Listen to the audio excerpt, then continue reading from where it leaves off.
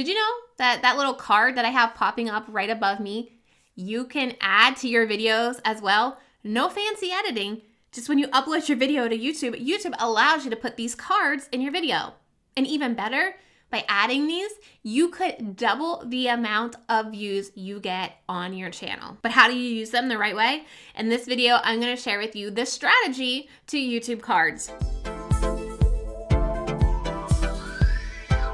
Hi, I'm Trina, and I am a YouTube strategist who started this channel to help creative entrepreneurs like you get on YouTube to grow your business. Now, if you're brand new here or you haven't done so yet, make sure you click that subscribe button down below and hit the little bell guy, because then you will be notified every single time I upload a new video to help you. Here's the thing behind YouTube cards. It's a way to suggest another video or a playlist to somebody who's watching your video. Now you know you have this cards option, but where do you put these cards? The first place I'm going to suggest for you to put a card in every single video is your average retention rate. So you're going to go into your analytics and you're going to go to your overview of your analytics and you're going to see your average audience retention. I want you to always put a card in about 10 to 15 seconds prior to that timestamp. So say it's 2 minutes, 15 seconds, say it's 1 minute, 50 seconds. You want to put it in 10 seconds prior to that. This way, as people generally start to leave your video, you want to keep them in your zone, right? You just want to suggest another playlist to them of yours or another video of yours. This will help you accumulate more views, help you accumulate more watch time, and just look better in YouTube's eyes. Now, when you add this card, you're able to put in some text. Now, that text has got to be enticing, but explain what the video is about. If you just have on that card like business tips, that's really not that exciting. So what if you added business tips to save you time? A little bit more enticing, right? Or my best business tips to get more done in a day. A little more enticing, right? So when you're adding these cards, you can definitely change up the text on there to make sure it sounds much more enticing.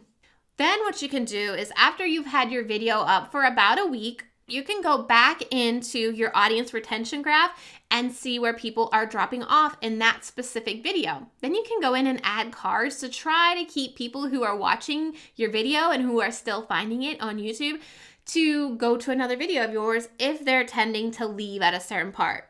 Now, when I first upload a video, I just kind of space out my cards, or I think about what cards I want to have in my videos before I even film. So say for this video, I want to tell you I have a whole playlist on how you can make your YouTube channel better. All you have to do is click the card that's on your screen right now. So then when you upload your video, you just add a card to that spot where you talked about an additional playlist for people to check out. So how do we check if these cards are working? So you can go back into your analytics and you can go down to the cards feature and you can sort these by types of suggestions. So playlists, subscribe, opt-ins.